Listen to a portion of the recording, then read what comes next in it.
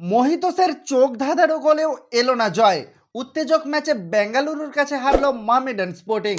Durand কাপের প্রথম ম্যাচে ইন্টারকাসির বিরুদ্ধে ড্র করলেও দ্বিতীয় ম্যাচে বেঙ্গালুরু এফসির কাছে ৩-২ গোলে হেরে ফিরল সাদা কালো ব্রিগেড।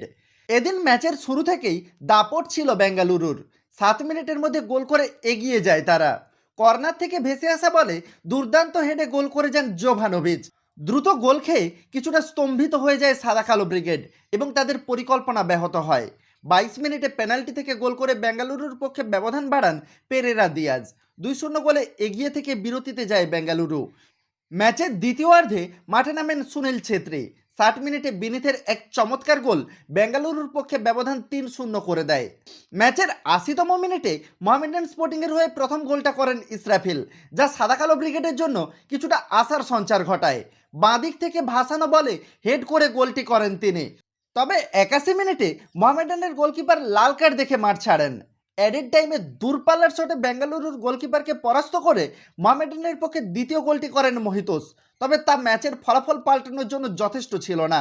মোহামেডান স্পোর্টিংকে ৩-২ গোলে পরাজিত করে পরবর্তী রাউন্ডে পৌঁছে গেল বেঙ্গালুরু এফসি। তবে পূর্ণ শক্তির বেঙ্গালুরুর বিপক্ষে মোহামেডানের জুনিয়রদের এই লড়াই তাদের কনফিডেন্স যোগাবে।